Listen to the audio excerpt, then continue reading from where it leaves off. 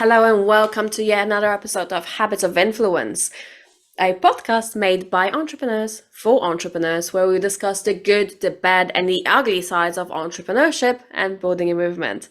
As usual, with you every single week is me, Magdalena Hanah, and my co-host. Ian Mannheimer. And we're in a very festive mood. Next week it's Christmas. Ian, are you excited for that little break? Are you having any breaks for holidays? Oh, holidays are always an interesting topic. I'm not a huge fan of holidays, especially here. So much commercialism and stuff that I just don't agree with or align with. Hence why I'm wearing my rest or get in touch with your inner Grinch shirt. Um, Well, I'm the complete opposite. I'm a sucker for everything: the trees, the presents, the dishes, the food, the family meetings, and I am actually going away to spend time with my family. Super excited about that. So yeah, I'm the first person to put up the lights and the bulbs and whatever. I love the whole shebang. So No, I do like the lights and the festivities and stuff. I just don't like the commercialism, and it's supposed to be a festive, happy time, and people are fighting and arguing over stuff in the stores. And Well, it's okay, supposed to, we don't like that part. We don't like that part. But it is, in fact, capitalism is part of Christmas. The present, the giving is not about the giving. It's about who gives the best. So yeah, that's the way it is. We just need to get oh, used to okay. it. Right, but it is also a time of reflection. It is also a time of summing up our years, and this is exactly what I wanted to do today in this episode, so that we can actually talk about our year that is now passing. Soon, the new year is going to start. I always do inventory when it comes to my businesses. I do inventory when it comes to my life. And today I wanted to do something like that with you, but in a slightly different way. I wanted us to chat what we have learned on our journey, and not necessarily just about this year, but the years from starting out our businesses, what we have learned, and specifically each of us to say five most important things that we have learned that can help our listeners or our watchers with their own businesses. How about that? What do you think? I love it, and I'm glad you brought this up last week because I actually wrote stuff down. So I'm actually prepared for once. I thought about this is it's kind of good to have a little heads up here and there.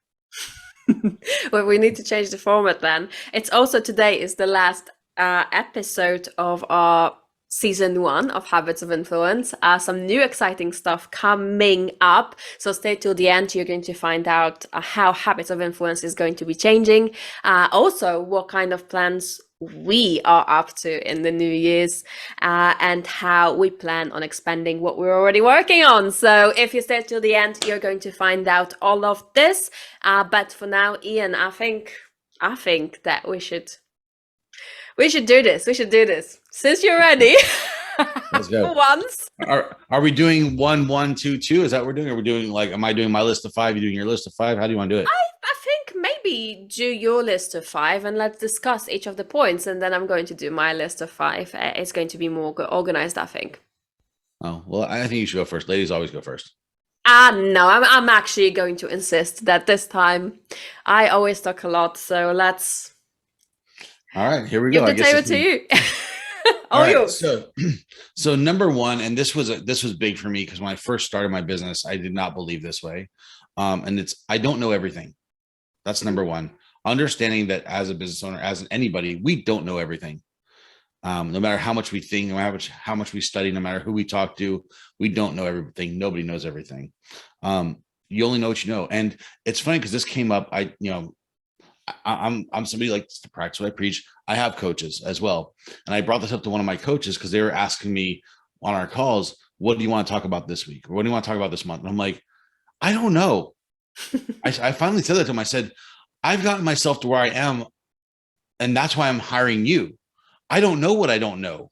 So it's like, I need you to help me with where I need to go from here. Not if I knew where I need to go, I wouldn't have hired you. so it's I wrote down, you only know what you know. In order to scale and grow, you have to have help from other people who have been there before, people who know what they're doing, people with more experience, people with different skill sets. It's okay to ask for help. You'll have far more success and be able to grow quicker when you understand this and accept help. That I fully believe in that. Right. So basically, just seeking, you get yourself to a specific level, obviously, based on your expertise, based on your knowledge, based on what you are able to bring to the table as a business owner, or the ideas that you have after implementing them. You get yourself to a certain stage. And then, in order to scale, in order to further grow, you have learned that it's beneficial to have someone who is further down the road and who has an alternative set of skills or expertise that could enhance your business or take it to the next level. Is that correct? Yes, but I also feel that if I had it to do over, I would have asked for help quicker. Mm-hmm. Instead of doing the trial by error, instead of thinking it, and my way is going to be the best way, I'm going to do it better. And I do believe that there's a lot of things that even people in my industry that have been longer and are more successful business wise, I still think we do better than.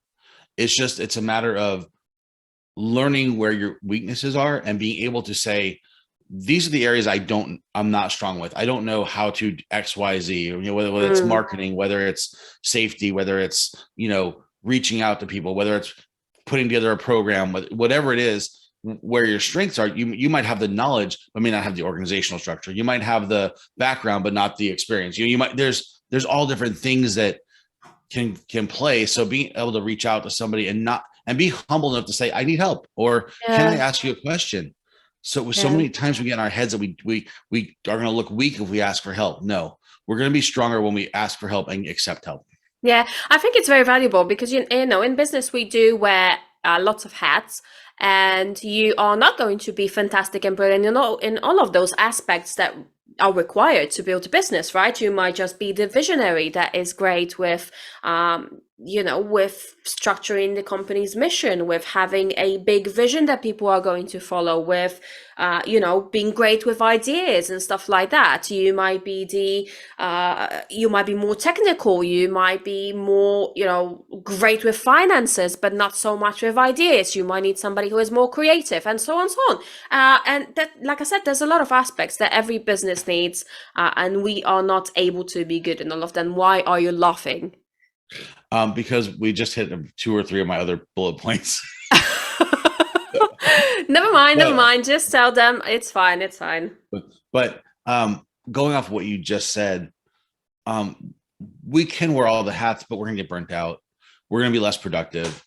If we want to grow, if you want to be successful, we need to learn to delegate. That's really important, Mm. especially as we're scaling and growing, because there's only so much that we can do. If we really want to have a smooth operation and be able to operate the way we're supposed to, having other people is going to be really key. So my number 2, which goes into what you just said, the importance of having systems, policies, and operating training procedures in place. The more clear your systems, policies, operating training procedures are, the more consistent you'll have in your product and service. There'll be less room for error and mistakes. They will happen, yes, but not as frequently or as big. And you'll have something to fall back on in regards to training operation procedures. So that was Right. So something. systems may be, depending on the type of business, obviously you will need systems for safety. You will need systems for how things are being run in the business, step by steps, right? A lot of companies, especially franchise companies, they have those systems in place in order to tell other people that are acquiring the business of how the business should be run. But it's also the legal backup. It's the accounting backup. It's the delegation or automation, depending on what type of business you do. So that means hiring other people, expanding your team, where there's a time for everything, right? You don't do it at the very beginning, but you do it, with time in order to relieve yourself the burden of actually doing things. And systems can also be in regards to sales and marketing. It could be in regards to general procedures. It could be in regards to how we're talking to our clients, what type of things we're looking for. There's all sorts of different procedures. Yeah, It could be yeah. disciplinary procedures. How what are we tolerating, what are we not tolerating? What is our what are our policies in regards to attendance, in regards to punctuality, in regards to dress code, in regards to Yeah. behavior. And there's There's always going to be people who are specialists in that sort of thing, right? I had a mentor who used to say, hire people that play at what you are working for or what you have to work for. So for some people, some aspects of running a business are going to be so easy that you honestly, if you just harness the talent that is, good for your business, you can take this off of your mind completely and just focus on the things that you are actually good at.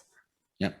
And you'll be more productive Definitely, and definitely. And happier. things are going to go smoother, quicker, and with less stress, essentially. Yep. My number 3, which we talked about a little while ago, being able to establish core values, a vision, and mission for the company that your people can get behind. It's something you said a little while ago. That's why I was laughing, like when you said that. I mean, man, it's bound to happen. We've been in business for such a long time, and as we've mentioned in the very beginning or in our previous episode, it's I think combined over 36 years.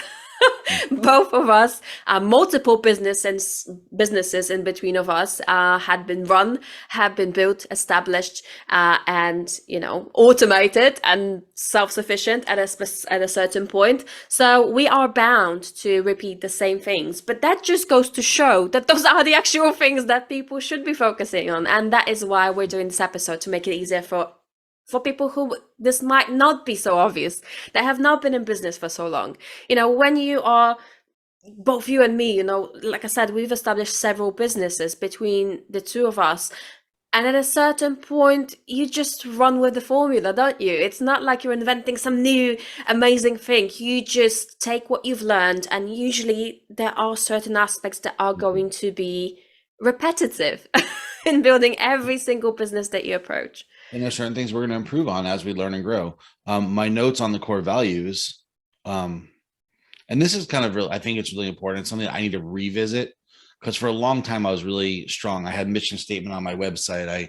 Anybody who worked for me, I told them the mission and really beat it into them. And I've kind of gotten away from that. And so that's why it was a reminder for me this year. That's one thing, but another is that, the mission or the vision changes. Yeah. When the business grows, or it evolves in a certain way, the mission statements and the vision are going to be different, right? And I think it's very valuable to always reassess and go back to your vision at least once a year, to just, to make sure that, hey, am I still in that mind frame where this is exciting for me? And this is exciting to the people that work with me. Because bear in mind, if your team is not getting excited with your vision, then it's going to be so much more difficult to grow that business. Well, that goes right into my note that I had, because my note was, when people know what they're working for, why they do what they do, what the company stands for, the importance of the work they're doing, it'll create a stronger sense of purpose and buy-in. You'll be able to attract the people who you want to attract and keep the people who are in alignment with the mission and vision of the company, because that's really important. Yeah. If you don't have people who are in alignment with the mission and vision, you're just carrying dead weight. They're just working. Yeah. But when you give people a sense of purpose and a why, and this is why we do what we do, this is why this is important, then there's a light in people's eyes. There's a fire under their wings. They're like, yes, I believe in this. Oh, I want to be part of this. And they get excited. And you always talk about building a movement. And that's kind of where and I what look at that. follows is the motivation to want to make the company better. It's not just your company, but by default, this is their company as well. It's the company culture is completely different when people are excited, working in an environment where they are all passionate and share the same vision towards towards which everybody is kind of going. Everybody's looking in the same direction, and because of that, first, the atmosphere is better, and second of all, more creative, wonderful things come up from that. And that the company grows way more and in completely different directions than even the company owner, the creator of the vision, might have even imagined. Well, and you talk about that. We talk about goal setting and like KPIs and things of that nature. And I kind of like to think about the vision of, if you're going to shoot an arrow or shoot a gun or aim at something, you could have a wall and you might hit the wall. But if there's a target on that wall, you're going to aim more specifically for that target. So if people know what they're aiming for, they're more likely to hit it. Otherwise, just shooting a blank space. Yeah. Yeah. You know, if you have a blank wall, anywhere they hit's going to be fine. But if you say, here's our target, and how close do we get to this target? How far away? How do we correct and redirect that so we hit that target is important.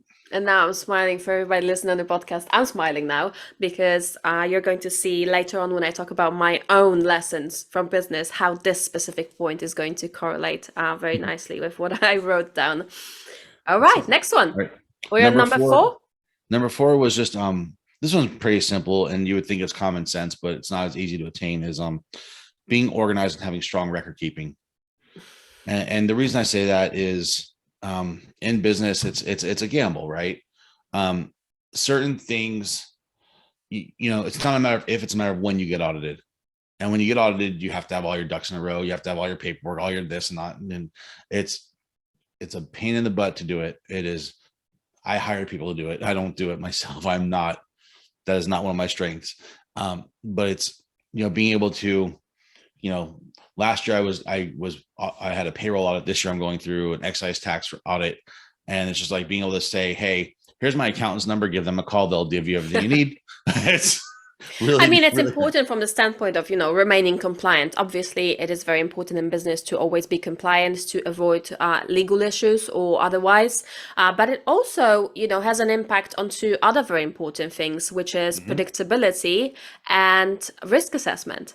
So if you know where you stand and you are quite good and organized with all of the information, then you are far more likely to avoid any dangerous situations or things that could be detrimental to your business. And also, you are more informed to make decisions for the expansion of that business, right? So predictability and assessment of what are the stretch goals for the future.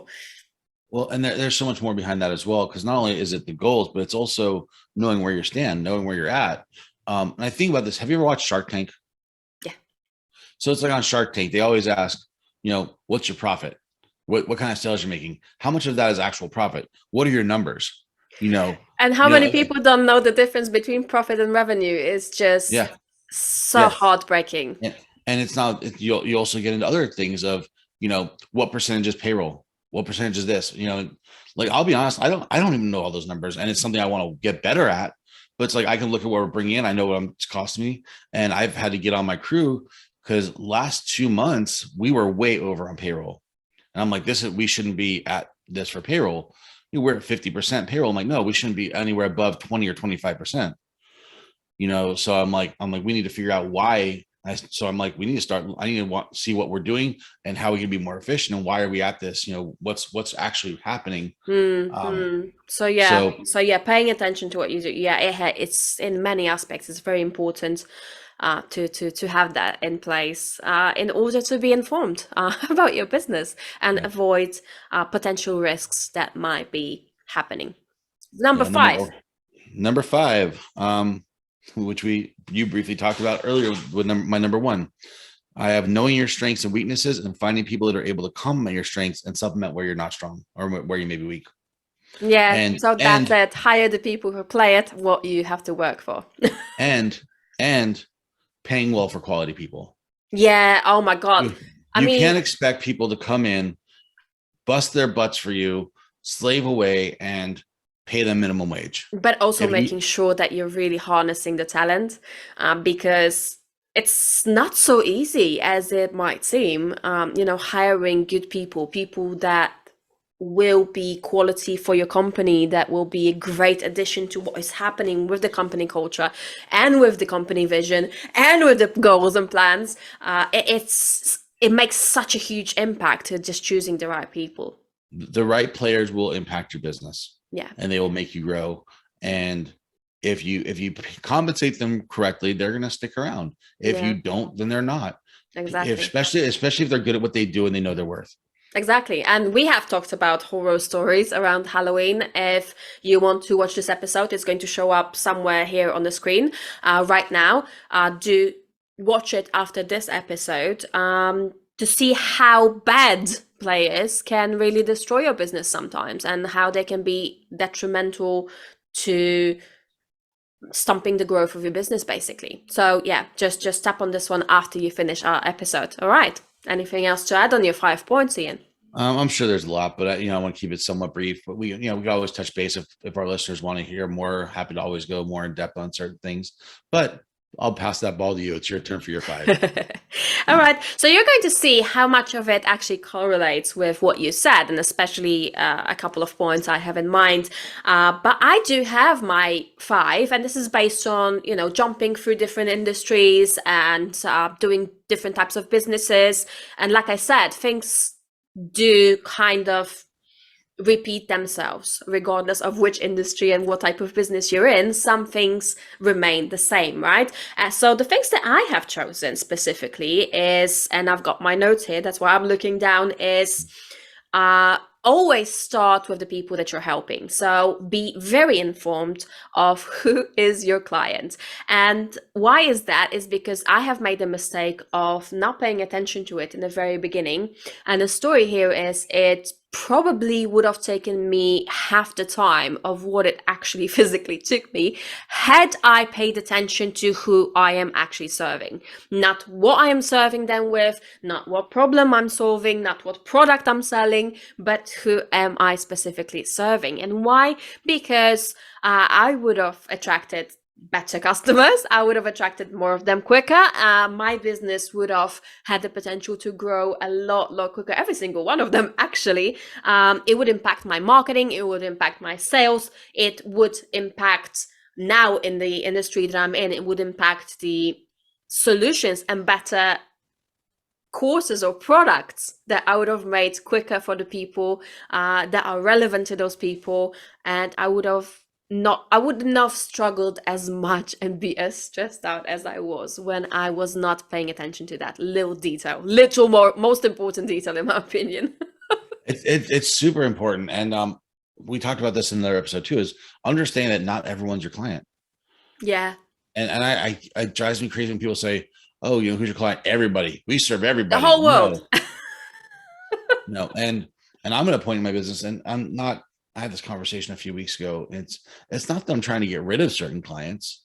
It's just I'm not focused on them. Will I accept certain events? Yeah. Like, for example, for my photo booth book, my photo booth business, I don't go after weddings.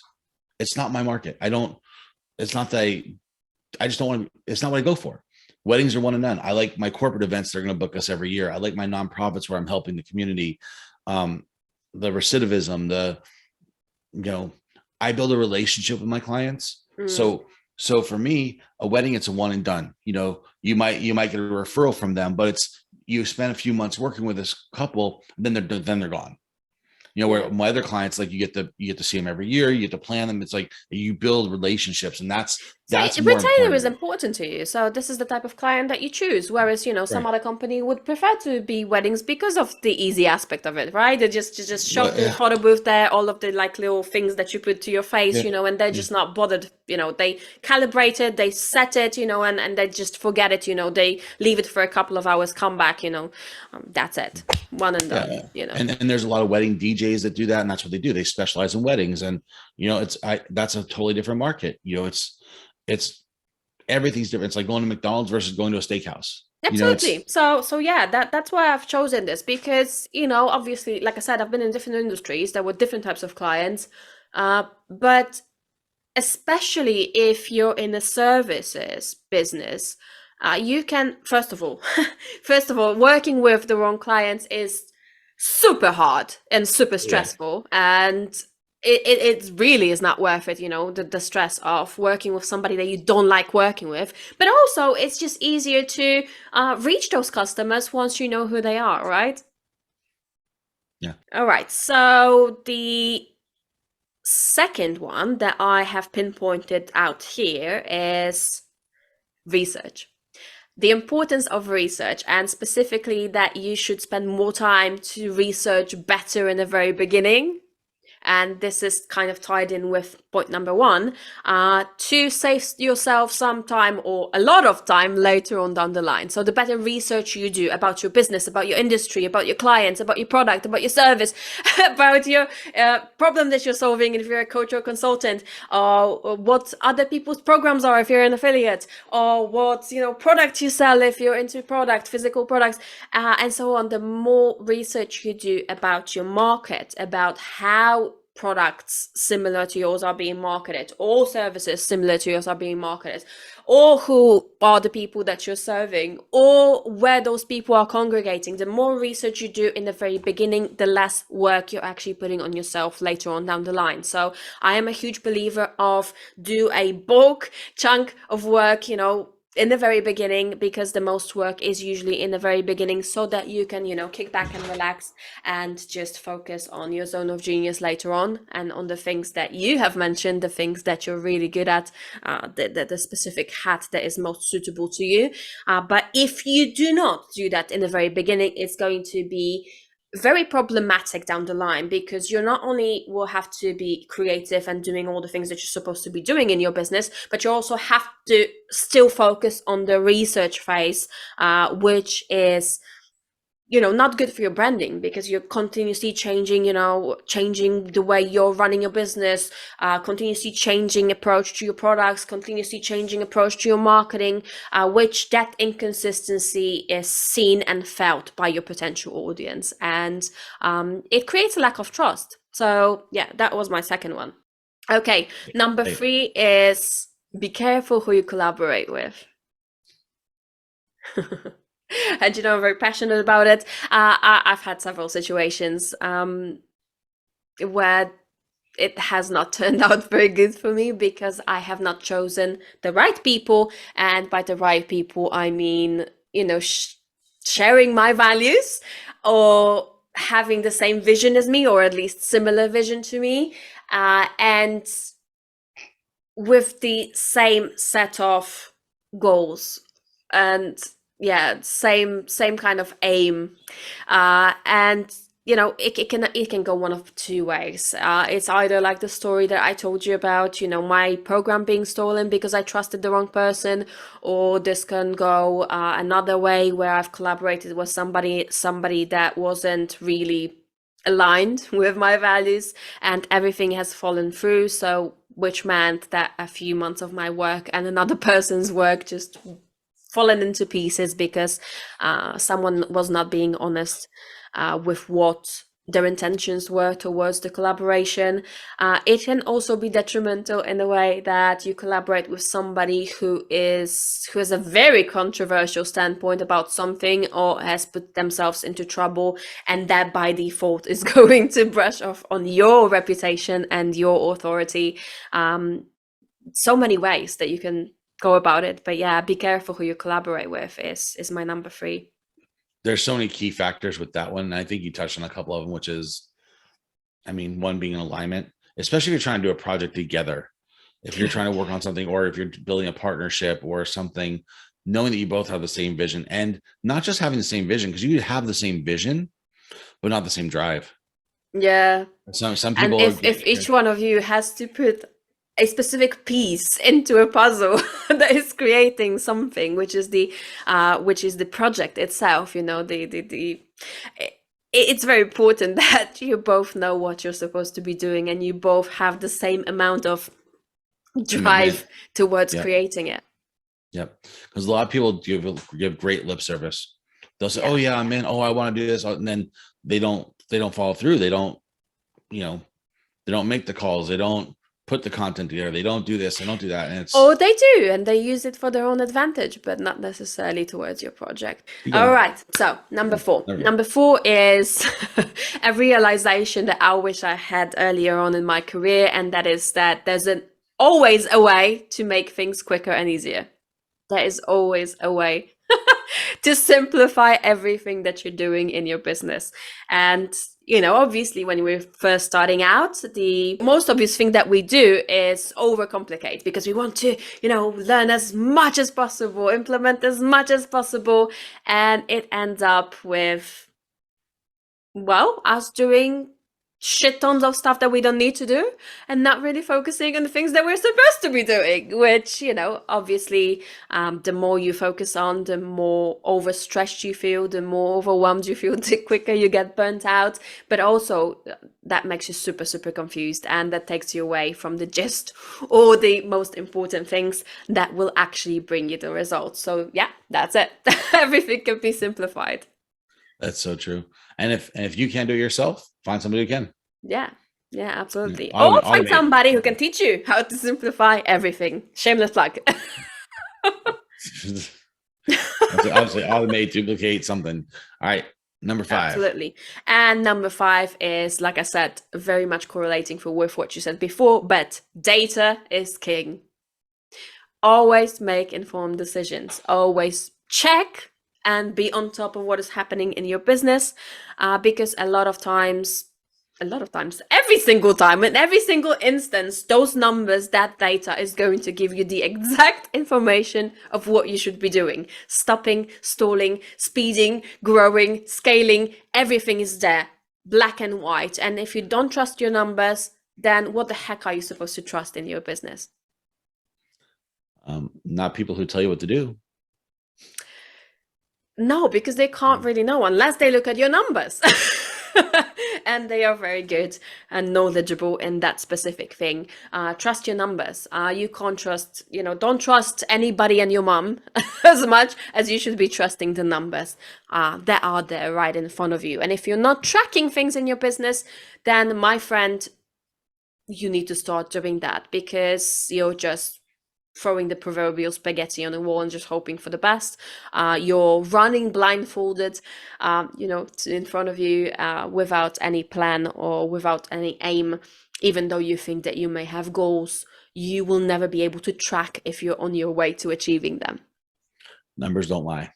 Numbers don't lie. They never do. They never do.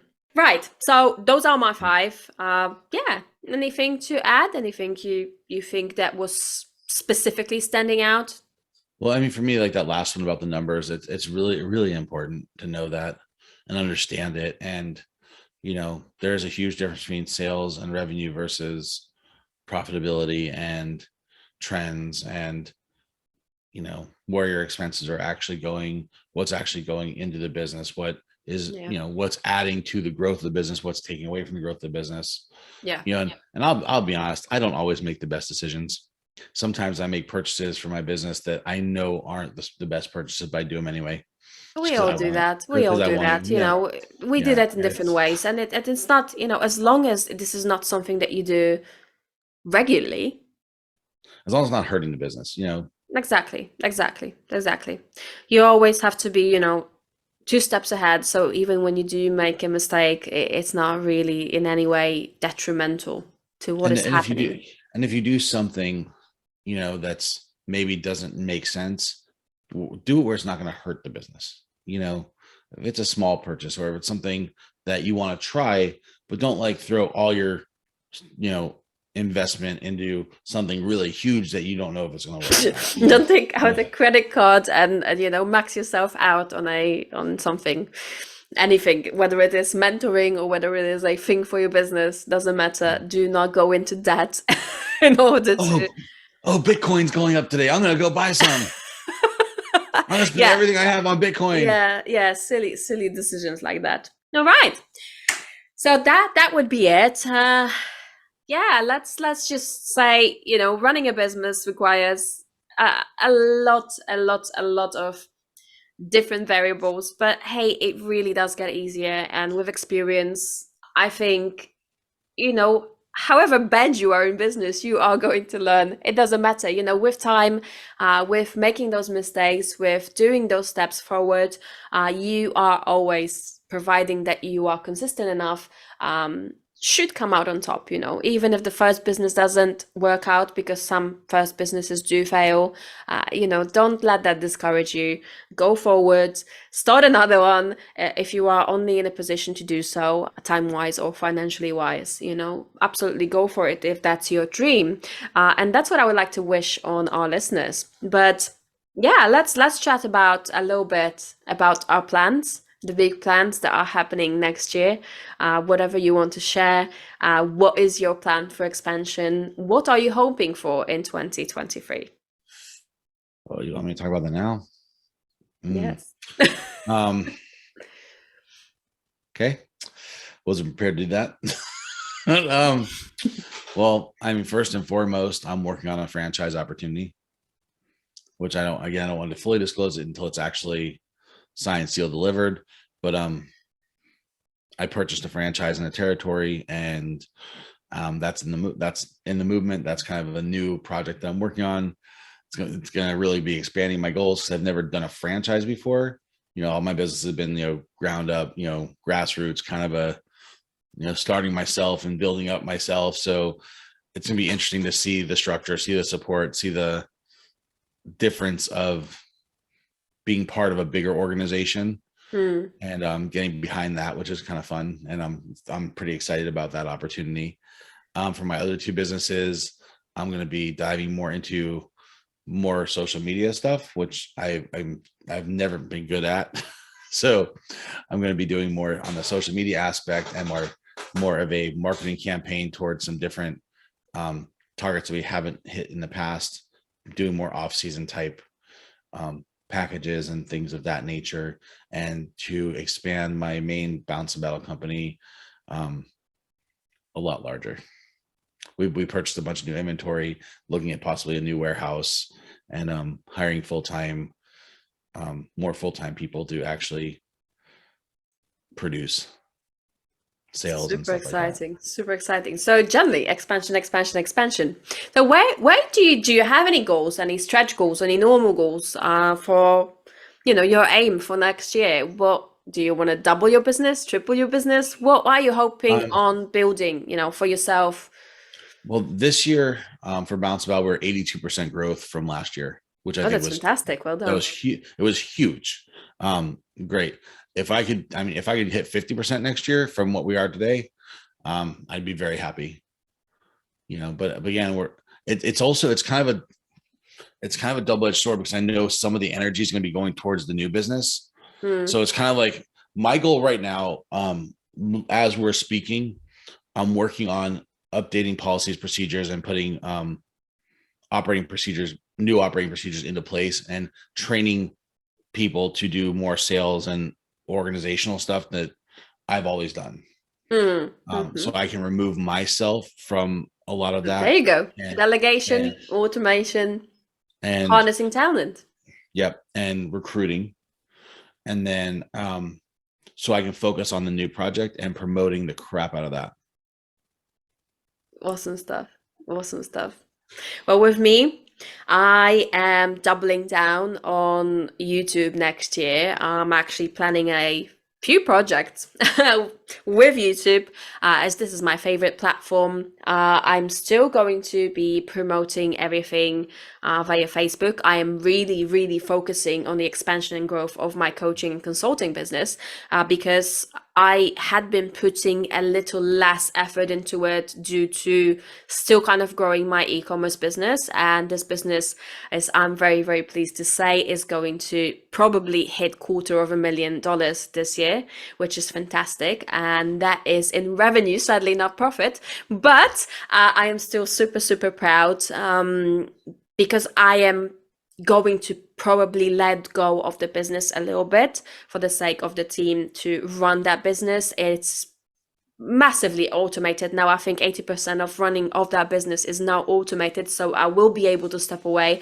and put all of my eggs into my coaching basket, into my coaching and consulting basket, and just focusing on helping a larger number of people, as opposed to I'm going away from one-on-one coaching. I'm going to be putting all of my effort into promoting my programs, group programs, and just expanding it to many more people than I have helped this year or the previous year. So I'm super, super excited about it. This is going to relieve a lot of my time, but also it's going to provide that expansion of helping more and more people with their businesses, which is super, super exciting. Can I ask you a question? Yeah, sure, go ahead. Okay. So a minute ago, you talked about your coaching business, how you're kind of shifting the model to more group. And while we are talking about our 5 key things, you talked about knowing your clientele. What type of clientele are you looking for? So I'm specifically working with growing and scaling coaches. I do not work with people who are first starting out. I'm looking for people who already know their direction, they already getting some clients, and they already have an idea of what they want to do with their business. But my role here is going to be specifically focusing on helping them simplify their efforts in their business, simplify their marketing, but also building a strong movement of people that are willing and excited to voice their message out into the world. So basically what I'm going to be doing for myself, I'm going to be doing for other people as well. I have been doing it for my very high ticket clients, one-on-one clients, and they had been having massive results with clarifying their business vision, clarifying their goals, and also achieving the results of which I'm speaking about right now. But now I just want to help more and more people.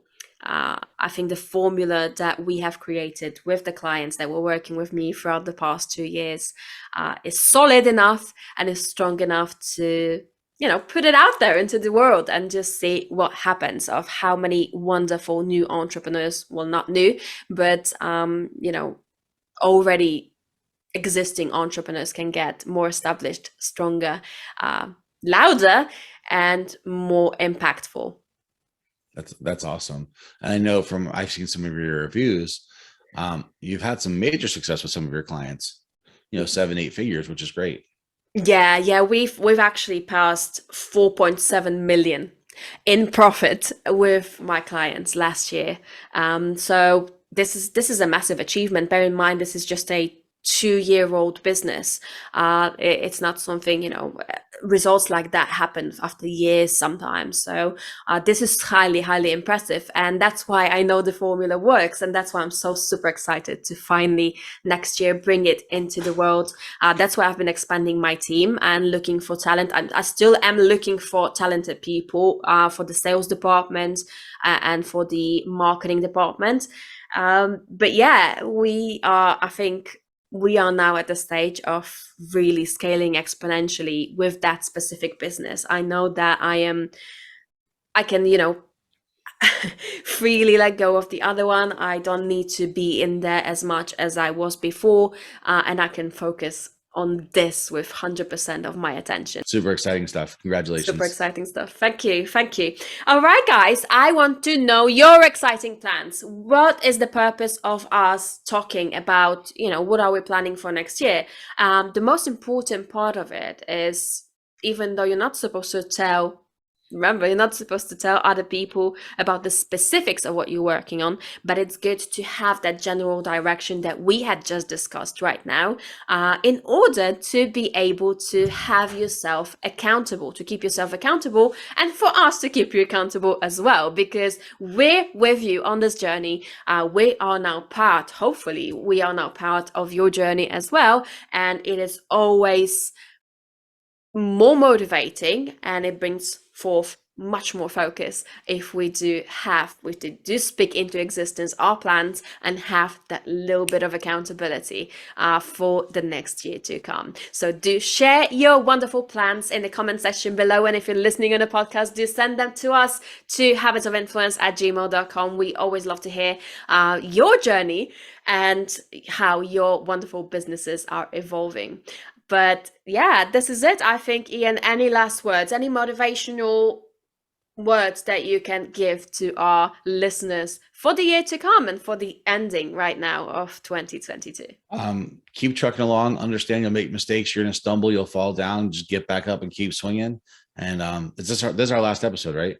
It is. Actually is. End of season 1. Yes. So wishing everybody a, happy, safe holiday season, new year, and look forward to seeing everybody in 2023.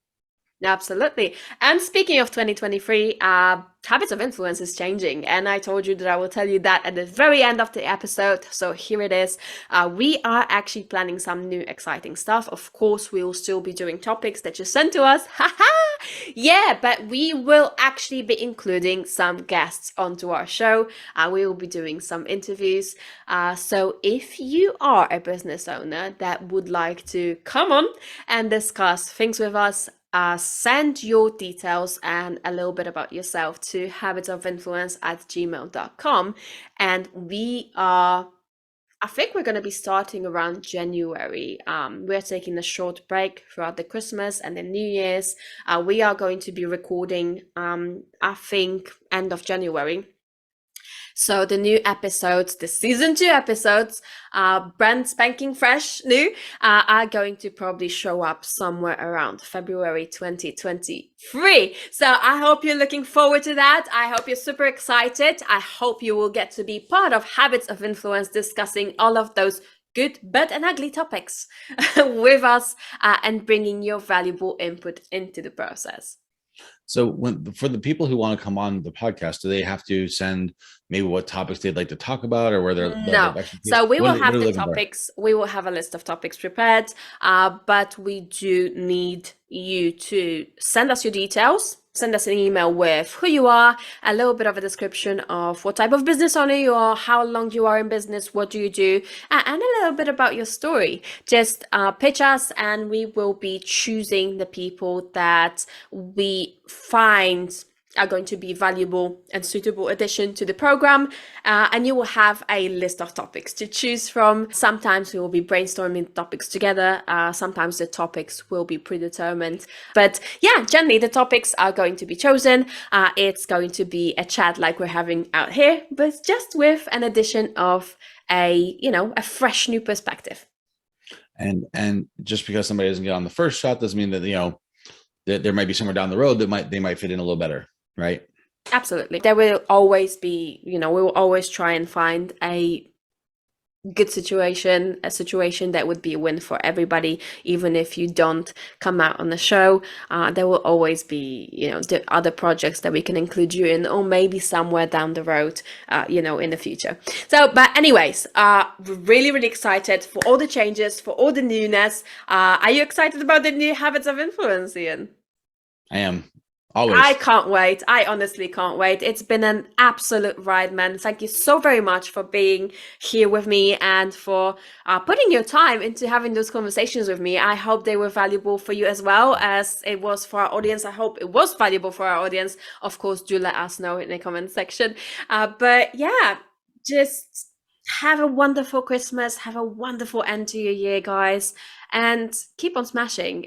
There's always a learning curve. There's always something that you can do better, easier, quicker.